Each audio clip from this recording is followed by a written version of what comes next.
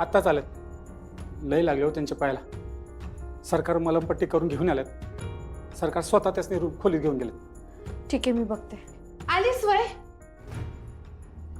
दादाजी काका, तुम्ही जा बाहेरचा आवरा. जेवणाचं हा ते म्या बघती जेवणाचं, तुम्ही वा पुढं. होय. मी आले. ऐक ना अक्षरा, अगं मावशी लय भडकले तुझ्यावर. लय जाळ निघणार आहे बघ आता. आणि म्या सांगितलंय म्हणून सांगू न ग, पण आता या संधीचा फायदा घेऊन मावशी आधिपतीला तुझ्या विरुद्ध भडकवायली. आधीच तिला एक तर तुम्ही दोघं एकत्र आलेलं आवडत नाही, आणि आता तर काय संधीच मिळाली. तसं नाहीये, स्वाभाविक आहे त्यांचा राग. समजू शकते, सगळी चूक माझीच आहे. वय म्हणजे तशी चूक तुझीच आहे. आता मला सांग, अधिपतींच्या पायावर कुदळ तू मारलीस काय मुद्दाम? बरं नाही ना, मावशी तसाच अर्थ काढणार आणि अधिपतीला तुझ्या विरुद्ध मुद्दाम भडकवणार बघ. नाही, मी समजू शकते त्यांचा राग. अगं अक्षता, मी तुला एवढं समजवायलंय तरी बी जेवणाचं बघायला पाहिजे. चला. तुम्ही अजिबात हलू नका. काही लागलं तर आम्हाला सांगा. हा, हाक मारा आम्हाला. का मी इथंच थांबू? काय नाही, तुम्ही जावा. जाऊ दे. जायला तर लागणारच आहे. एवढी सगळी तयारी केली आम्ही, त्याची आवरावर तर करावी लागणारच. पण काही लागलं तर हाक मारा.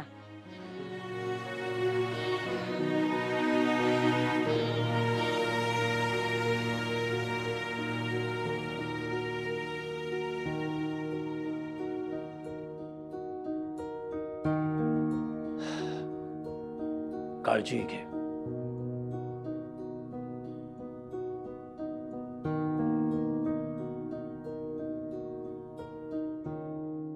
मास्तरीन बाई कोणीकडे राहिल्या? अजून पत्त्या नाही.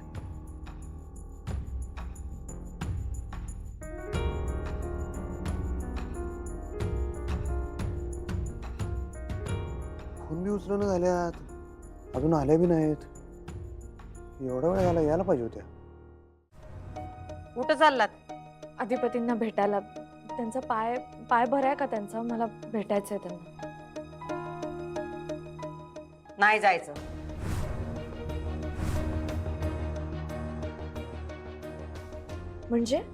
म्हणजे काय? तुम्ही खोलीत जायचं नाही. पण मला भेटायचंय मॅडम त्यांना. नाही भेटायचं तुम्ही त्यासनी. तुम्ही चूक केलं ना व, ही त्याची शिक्षा आहे असं समजा. वय ताई, बरोबर आहे तुझं. हिला शिक्षा झालीच पाहिजे. अगं जवळजवळ आमच्याकडनं चुका झाल्यात, तेव्हा तू आम्हासनी दिल्यात की ग शिक्षा? आणि आम्हासनी मान्य बी आहेत त्या. हिला तर शिक्षा त्याची झालीच पाहिजे. अगं सकाळ धरणं चुका करायला हिनं आधी अधिपतीसनी ववाळले, तू नाही. म्हणून यो समजा अपशकून झालाय. त्याच्यामुळे घडलंय समजा. नाही, तू लई मोठी चूक केलीस ग. आता भोग तुझ्या कर्माची फळं. ताई, समद्यासनी समान नियम पाहिजे ग. होय मावशी, हिला शिक्षा व्हायलाच पाहिजे. माग नाही का तू मला बेडूक उड्या मारायला लावलेल्यास? कंबर पर मोडून गेलत माझं. पर म्या तू दिलेली शिक्षा गोड मानून समजा सहन केलं होतं, वय की नाही मम्मी? वय. आणि ताई, आता म्या बी तर तोंड काळं करून फिरत होते की. म्या काय बोलले का ताई? मावशी, हिच्यामुळं अधिपतीसनी एवढं लागलं, त्यांच्या पायातनी एवढं भळाभळा रक्त गेलं. हिला शिक्षा व्हायलाच पाहिजे. मॅडम, कसली शिक्षा देणार आहात मला?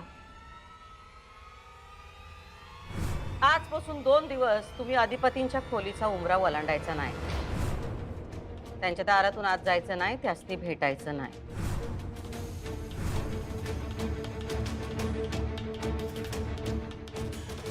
मॅडम प्लीज प्लीज असं करू नका. प्लीज मॅडम, तुम्ही मला दुसरी कुठलीही शिक्षा द्या. पण अहो, लागलंय त्यांना, त्यांच्या पायाला लागलंय, त्यांना गरज आहे माझी. प्लीज मॅडम, तुम्ही दुसरी शिक्षा द्या ना, असं नका करू प्लीज. त्यांना काय गरज नाही तुमची. त्यांची काळजी घ्यायला आम्ही सगळे आहोत की. हा, घरात 5-50 नोकर आहेत, आम्ही आहोत. आम्ही काळजी घेऊ त्यांची, तुम्ही नका काळजी करू. तुमची सावली पण त्यांच्यावर पडता कामा नाही, तरच ते बरे होतील. हे सगळं का नाही तुमच्यामुळे झालंय. मॅडम, मला मान्य आहे माझी चूक आहे. तुम्ही मला शिक्षा द्या ना, पण ही शिक्षा नका देऊ. तुम्ही दुसरं काहीही करायला सांगा मॅडम, मी करते. पण प्लीज हे नका करू प्लीज. दुसरं काय बी करून तुम्हाला अक्कल येणार नाही. तुम्ही जी काही चूक केली का नाही त्याची हीच शिक्षा आहे. आजपासून 2 दिवस तुम्ही आईच्या खोलीत राहायचं. चंचे, जा, यांचे जे काही कपडे बिपडे लागतील ते तिकडनं घेऊन ये आणि आईच्या खोलीत ठेव. बाय मावशी. आणि अधिपतींच्या खोलीचा उमरा तुम्ही ओलांडायचा नाही, ध्यानात ठेवा. आणि हो, ही शिक्षा जर का तुम्ही पाळली नाही तर ह्यापेक्षा भयानक शिक्षा तुम्हाला द्यावी लागेल.